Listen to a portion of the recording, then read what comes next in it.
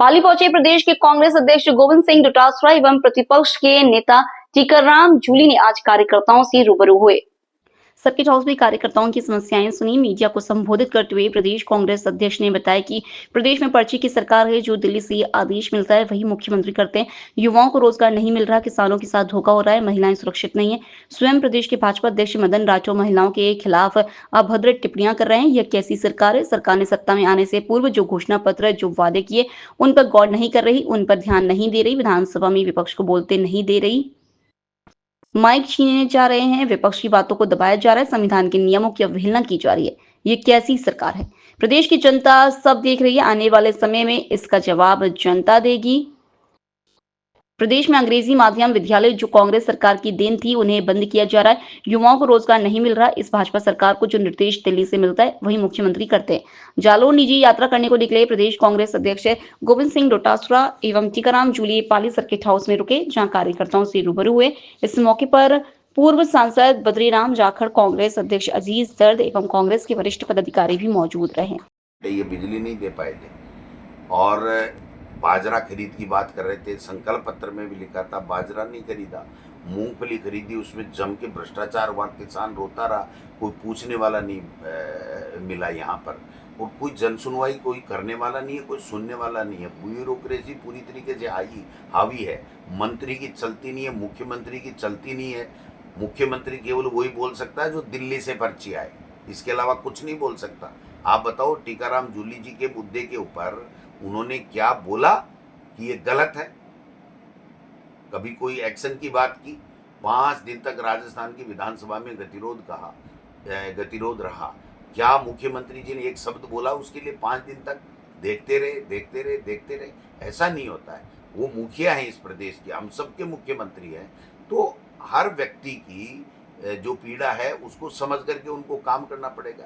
केवल देव दर्शन से काम नहीं चलेगा। ये मेरी व्यक्तिगत आस्था है कि मैं किस भगवान को मानूं, किस मंदिर में जाऊं, किस में नहीं, ये मेरी व्यक्तिगत आस्था है।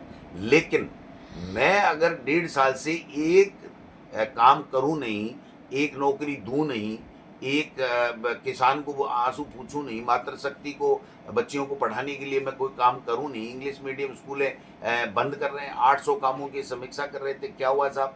ट्रांसफरों के अंदर साहब एक मंत्री के 40-40 दलाल हो गए। ये क्या चल रहा है मेरे समझ में नहीं है।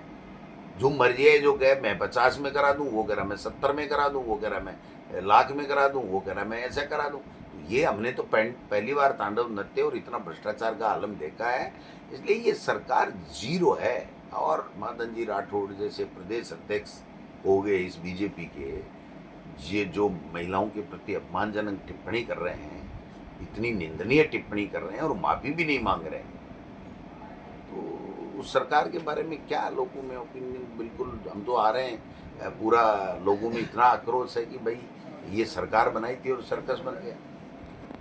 सर्कल जो है मंजू मीणा को और जा रहे हैं जहां जिला कांग्रेस कमेटी का भवन बना है, जिसका उद्घाटन आदरणीय हमारे प्रदेश अध्यक्ष जी डोटासरा साहब करने वाले हैं। और ऐतिहासिक रूप से प्रदेश कांग्रेस कमेटी के द्वारा संगठन में जिस प्रकार से नवाचार किए गए हैं, जो संगठन का वर्ष कांग्रेस ने मनाने का निर्णय लिया है, उसके तहत मैं समझता हूँ पूरे देश के अंदर सबसे बेस्ट परफॉर्मेंस जो है वो राजस्थान प्रदेश कांग्रेस कमेटी की है। यहाँ ब्लॉक तो बने गए, मंडल भी हम लोगों ने बना दिए और ऐतिहासिक रूप से सभी जगह पर बारी लगाकर सब जगह काम चल रहा है।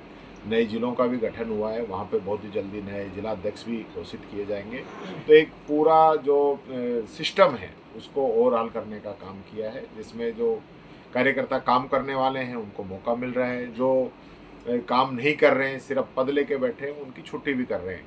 तो ये ऐतिहासिक निर्णय डोटासरा जी ने लिया है और आने वाले समय में जिलों के अंदर जो है प्रशिक्षण अभियान भी चलाया जाएगा। मैं साथ के साथ ये भी कहना चाहूँगा कि पिछले 1.5 वर्ष का समय होगा इस सरकार को, मैं यहाँ पाली की धरती पर आया हूँ, यही पूछना चाहता हूँ, जितने भी काम हुए, मैं पाली का प्रभारी मंत्री रहा हूँ, चाहे जितने भी सड़कों के काम हो, पानी की योजना सैंक्शन करने की बात हो, सब पैसे पिछली सरकार के समय में हुए थे। वो काम भी ये सरकार पूरे नहीं कर पा रही है। लगातार जो है हम ये डिमांड उठा रहे हैं कि जो कम से कम हमारे काम वो तो पूरे करें, लेकिन एक रंजिश की राजनीति ये सरकार कर रही है। हमारे जो इंग्लिश मीडियम स्कूल हमने खोले थे उन पे समीक्षा कमेटी बना दी, हमने कॉलेज खोले थे उनमें समीक्षा कमेटी बना दी, जिले काफ़ी आपने देखा ही होगा निरस्त कर दिए, पिछले 6 माह के कामों का समीक्षा करने की कमेटी बना दी। और एक सरकार ने इस प्रकार का लगा रखा है कि ये सरकार नहीं कमेटी सरकार है जो हर विषय पे कमेटी बनाने का काम कर रही है। और आने वाले समय में आप देखेंगे कि अभी पेंशन लोगों की पहले काफ़ी डिले हो रही थी, अब लगातार हमने आवाज़ उठाई तो पेंशन समय पे आनी शुरू हुई, तो पेंशन काटने की तैयारी इन लोगों ने शुरू कर दी है। बिजली को महंगी करने की तैयारी इन लोगों ने शुरू कर दी है। पानी की दरें जो है वो बढ़ाने की तैयारी इन लोगों ने शुरू कर दी है। और मुख्यमंत्री जी बार बार कह रहे हैं कि पानी की कोई कमी नहीं आने दी जाएगी गर्मियों के अंदर, और 1 करोड़ रुपए एक जिलों को भेज के पता नहीं क्या सोच रहे हैं कि कितना काम हो जाएगा। अगर बोरिंग भी कराई जाए तो 20 लाख के हिसाब से 5 बोरिंग होगी पूरे जिले के अंदर। तो ये तो इनका कंटिजेंसी प्लान है। किस सोच के साथ काम कर रहे हैं मेरी तो समझ से बाहर है। कहीं भी ऐसा नहीं लगता कि सरकार जो है राजस्थान की जनता के हित में कोई निर्णय ले रही है। हमारी सरकारें थी, हमने ऐसे ऐसे निर्णय लिए जिसका फ़ायदा आम जनता को मिला, आम पब्लिक को मिला, नवाचार हम लोगों ने किए।